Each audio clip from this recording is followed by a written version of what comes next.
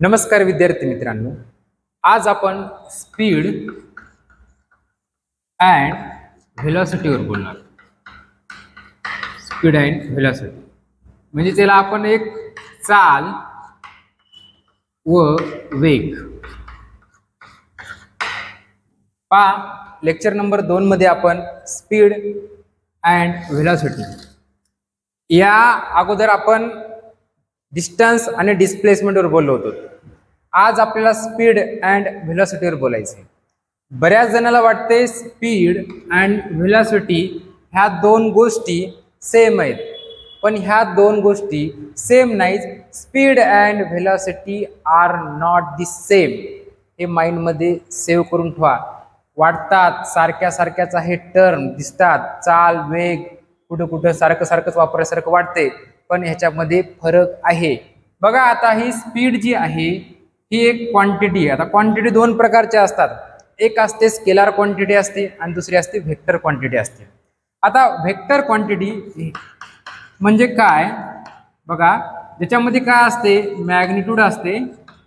हे शिकलोत आपण 7वी मध्ये, तरी पण ओव्हरऑल समजण्यासाठी तुम्हाला सांगतो.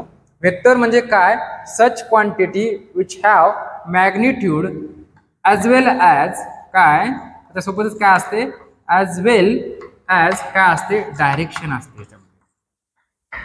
अशी क्वांटिटी ज्याच्यामध्ये मॅग्निट्यूड आहे आणि काय डायरेक्शन आहे. मॅग्निट्यूड म्हणजे काय की एक अशी वस्तू जे आपल्याला मोजता येते त्याला आपण मॅग्निट्यूड म्हणतो. त्यालाच आपण ह्याला साईज म्हणलं चालते का सर? यस, ह्याला साईज म्हणलं तरी चालते. त्याला म्हणायचं मॅग्निट्यूड म्हणायचं. आणि काय वेक्टर म्हणजे काय मॅग्निट्यूड आणि काय असणं डायरेक्शन असणं. आणि स्केलार म्हणजे काय, स्केलार म्हणजे अशी एक क्वांटिटी ज्याच्यापाशी विच हॅव ओनली फक्त काय असते मॅग्निट्यूड असते. म्हणजे अशी फक्त तिला काय येते मोजता येते. त्याच्यापाशी जवळ काय आहे साईज आहे. म्हणजे साईज आहे म्हणजे मोजता आहे ना, त्याला म्हणायचं मॅग्निट्यूड. सरळ साध्या शब्दामध्ये मॅग्निट्यूड म्हणजे काय जे मोजता येते त्याला म्हणायचं मॅग्निट्यूड म्हणायचं. मग आता ह्या दोन आपल्याला दिलेस स्पीड आणि व्हेलॉसिटी. मग आता स्पीड कोणती क्वांटिटी? स्पीड ही स्केलार क्वांटिटी. कोणती क्वांटिटी? स्केलार. स्पीड पाशी फक्त काय आहे मॅग्निट्यूड आहे, त्याच्यामुळे ही कशामध्ये मोडते स्केलार मध्ये. पण व्हेलॉसिटी मध्ये मॅग्निट्यूड आहे आणि डायरेक्शन आहे. बघू आपण आता पाहू. आता एक एक्झाम्पल देऊन त्याच्यामध्ये आता बऱ्याच गोष्टी आपल्या संकल्पना आपल्याला क्लिअर करायच्या, असं एकदम समजत नाही. बघा आता एक मी सर्कल काढतो, एक राऊंड आहे. ओके, आता एक कार आहे, कार जुन्या जमान्यातली. आणि ही कार पूर्णपणे काय ह्या सर्कलला पूर्ण राऊंड मारणार आहे. बघा इमॅजिन करायच्या गोष्टी बोर्डवर दिसत असेल तुम्हाला. एक ग्राउंड आहे सर्कल आकाराचं आणि ही गाडी आता पळायला लागली. मग आता याची जी स्पीड आहे, स्पीड काय कॉन्स्टंट आहे. याची स्पीड काय केली कॉन्स्टंट आहे, कॉन्स्टंट ठेवली बा. पण याच्यामध्ये जे व्हेलॉसिटी आहे, व्हेलॉसिटी आहे ती कंटिन्युअसली काय होईल, कंटिन्युअसली काय होईल चेंज व्हायला लागल. काय व्हायला लागलं चेंज व्हायला लागल. कशामुळे व्हायला लागल? बिकॉज. कशामुळे? बिकॉज. कशामुळे? तर कंटिन्युअसली काय चेंज झाले डायरेक्शन चेंज झाले. काय व्हायले डायरेक्शन कंटिन्युअसली चेंज होत असल्यामुळे त्याच्यामध्ये व्हेलॉसिटी काय होणार चेंज होणार. मग आता कशी होणार सर? बघा आता इथं गाडी आली, इथं डायरेक्शन, इथं थोडं थोडं मायनर डायरेक्शन, इथं आल्यानंतर इथं डायरेक्शन, इथं थोडं. मी गाडी टर्न घेणार ना, जागोजागी काय होणार डायरेक्शन चेंज होणार. त्याच्यामुळे व्हेलॉसिटी कंटिन्युअसली काय होणार चेंज होणार. पण स्पीड कशी आहे कॉन्स्टंट आहे. हे सिंपल आणि साधं एक्झाम्पल आहे तुमच्या समोर. तुम्ही पण हे दैनंदिन जीवनामध्ये खेळला असेल. लहानपणी आपण सायकल घेऊन अशी राऊंड मारली असेल, किंवा आता गाडी असेल, तुम्हाला गाडी येते, गाडीवर तुम्ही असं सर्कल मारला असेल तर आपली डायरेक्शन चेंज होती. डायरेक्शन चेंज व्हायली म्हणजे व्हेलॉसिटी काय होणार चेंज होणार. पण आपली स्पीड कशी आहे कॉन्स्टंट ठेवली. 20 असेल तर 20च राहणार, जरी आपण काय केली डायरेक्शन चेंज केली तरी. ओके, बघू आपण आता काय याचा एक फॉर्म्युला बघू. सिंपल आहे, साधं एकदम काय असं किचकट नाही, काही नाही, एकदम अत्यंत सोपं आहे हे. बघा स्पीडचा एक फॉर्म्युला आहे आपल्याला. स्पीड इज इक्वल टू, आपल्याला जर एखाद्या स्पीड काढायची असेल तर speed is equal to distance upon time. Distance upon time म्हणजे स्पीड जर जास्त असेल तर टाइम काय होईल, कमी लागेल आपल्याला. म्हणजे काय, इन्व्हर्सली प्रोपोर्शनल एकमेकाला. इन्व्हर्सली प्रोपोर्शनल म्हणजे काय, एक वाढलं तर एक काय होते, कमी होते. आणि डायरेक्टली प्रोपोर्शनल म्हणजे काय, एक वाढलं तर दुसरं सुद्धा वाढणार. ओके, मग आता हे स्पीड जर आपली जर जास्त असेल तर आपल्या साहजिकच टाइम कसा लागेल, वेळ कमी वेळेमध्ये आपण जास्त अंतर पार करू, म्हणजे आपली स्पीड कशी आहे, जास्त आहे. मग अशी स्पीड कोणला रिलेट करते, डिस्टन्सला करते. कोणला रिलेट करते, डिस्टन्सला करते. मग डिस्टन्स युनिट काय, आता आपल्या ह्या स्पीडचे युनिट काय, आपल्याला जर काढायचं झालं तर SI युनिट काढायचे आपल्याला, काय, मीटर. आणि टाइमचं काय असते, हे पर सेकंद आहे. मीटर पर सेकंद युनिट कोण आहे, स्पीडचं. ओके, आणि जर आपण ह्याचा CGS मध्ये जर काढायचं झालं तर काय येणार, सेंटीमीटर पर सेकंद येणार. हे झालं स्पीडचं. आता व्हेलॉसिटीचा काय फॉर्म्युला आहे, व्हेलॉसिटी इज इक्वल टू काय, डिस्प्लेसमेंट, काय, डिस्प्लेसमेंट अपॉन काय असते, टाइम असतो, अपॉन टाइम आहे. मग व्हेलॉसिटी कोणला रिलेट करते, व्हेलॉसिटी करते डिस्प्लेसमेंटला रिलेट करते. आणि ह्याचं युनिट काय, SI युनिट काय, सेम आहे वरचं जे आहे ते, डिस्प्लेसमेंटचं काय, मीटर आहे, टाइमचं सेकंद आहे. आणि CGS मध्ये काय आहे, तेच सेंटीमीटर पर सेकंद आहे. म्हणजे स्पीड आणि व्हेलॉसिटी या दोघांचे युनिट कसे आहेत, सेम आहेत. काय आहेत, सेम आहेत. युनिट सेम आहे म्हणजे ह्या ज्या दोन आहेत गोष्टी सारख्या आहेत का, नाही. काय, स्पीड आणि velocity are not the same, त्याच्यामध्ये फरक आहे आणि ते फरक थोडा पाहिलाय. आता एक काय करू आपण, एक्झाम्पलच्या दृष्टिकोनातून अजून बऱ्याच गोष्टी काय करू, क्लिअर करू. आता हे झालं का, बऱ्यापैकी कव्हर झालं असेल. हे फॉर्म्युला हे पाठ करून टाकायचा. Speed is equal to distance upon time. Speed is related to कोणला करते, डिस्टन्सला करते. डिस्प्लेसमेंट आता डिस्प्लेसमेंट काय आहे, काल आपण बघितलं होतं. डिस्टन्स काय, कालच आपण पाहिलं होतं, ते व्हिडिओ नंबर 1 व्हिडिओ पाहात आपला, काय, लॉज ऑफ मोशन मधला पहिला व्हिडिओ, त्याच्यातला पार्ट 1 ते पहा. त्याच्यामधल्या बऱ्याच संकल्पना तुमच्या डोक्यामध्ये असतीलच, त्या क्लिअर होतील. बघा आता आपण काय करू, एक्झाम्पलच्या दृष्टिकोनातून आपण एक पाहू. आता तुम्हाला एक तुमच्या समोर स्क्रीनवर मोबाईलच्या एक काय एक्झाम्पल आहे, ते एक्झाम्पल दिसत असेल तुम्हाला, पहा. आता एक काय, दोन व्यक्ती आहेत. पुस्तकातलं एक्झाम्पल घेतो म्हणजे जास्त म्हणजे डोकं लावायची गरज पडणार नाही. आणि संगीता, त्या दोघींचे घर आहेत आता ह्या ठिकाणी. संगीताचं घर आणि शीतलचं घर. शीतल आणि इकडं संगीता, यांच्या दोन घरामध्ये अंतर आहे 500 मीटर आहे. किती मीटर आहे, 500. आणि शीतलला संगीताच्या घरी जायला 500 मीटर अंतर पार करायला किती मिनिट लागतात, 5 मिनिट लागतात. किती लागतात, 5 मिनिट लागतात. आणि इथून आता संगीताच्या घराच्या पासून शाळा, स्कूल आहे 1200 मीटर आहे. आणि इथून अंतर पार करण्यासाठी, हा पाथ पार करण्यासाठी किती लागतात, 24 मिनिट लागतात. जसं बुकमध्ये आहे तसं सांगत आहे. एक्झाम्पल कसे आहेत तर एकदम बुकमध्ये काय अशी डायग्राम दिली नाही, पण त्याने डायरेक्ट काय दिले, एक्झाम्पल दिले. आता पाहू ना ते आपण, बोर्डवर दिसत असेल तुम्हाला एक्झाम्पल कसं आहे तर कसं नाही, त्याचा क्रायटेरिया. आणि आता बघू आता इथून, आणि इथून सांगितलंय शीतल आणि संगीता यांच्या घरातील अंतर किती, 500 मीटर आहे. आणि शीतलला इथून संगीताच्या घरापासून जे स्कूल पर्यंत जायला अजून किती अंतर आहे, 1200 मीटर. आणि किती लागतात मिनिट, तर 24 मिनिट लागतात. ओके. आणि इथून जर डायरेक्ट एकदम स्ट्रेट लाईन मध्ये जर शीतलला जायचं असेल तर इथे लागतात 1300 मीटर. ओके. बघू आता आपल्याला माहित आहे Sheetal's speed, Sheetal speed along path A, म्हणजे शीतलला आता दोन मार्ग आहे, हे एक मार्ग आहे इथून इथपर्यंत जायचं आहे आणि पुन्हा इथून बी हा मार्ग म्हणजे इकडून पण आहे, आपण अगोदरचं इकडचं पाहू, आपण काढू शीतल स्पीड अलॉंग पाथ ए. मग आता स्पीडचा फॉर्म्युला काय, डिस्टन्स अपॉन, चला बोला, डिस्टन्स अपॉन काय आहे, टाइम आहे. मग डिस्टन्स किती आहे आपल्याला पाथ ए च किती आहे 500 मीटर आहे ह्या ठिकाणी 500 मीटर. टाइम किती लागलाय 5 मिनिट लागलेत. ओके किती लागलेत 5 मिनिट लागलेत.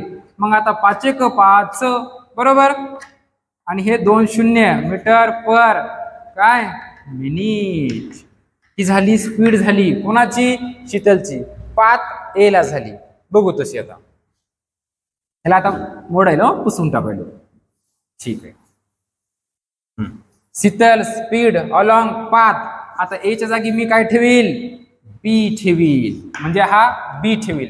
मग आपला फॉर्म्युला माहिती आहे ना, तेच आता सांगितलेला, डिस्टन्स अपॉन टाइम. डिस्टन्स किती आता 1200 मीटर. टाइम किती लागलाय 24 मिनिटं लागले. तर संगीताच्या घरापासून शाळेमध्ये जायला कोणाला शीतलला, म्हणजे किती 24 बरोबर. हा बरोबर ना मिनिट. जायचा भाग 12 एक 12 12 दुनी 24. मग आता हे किती होईल 100 झाले इथं. मग आता 100ला 2 न जर भागलं किती येते 50 मीटर पर मिनिट या ठिकाणी. ओके पहा एकदा कसं आहे कसं नाही तर. ठीक आहे झालं का. ओके अंडरस्टँड व्हायलाच पाहिजे अंडरस्टँड. साधे सिंपल गोष्टी अजून तर काहीच नाही, सुरुवात व्हायची राहिली. चला मग आता हे झालं स्पीड ए 5 ची आणि बी 5 ची काढली.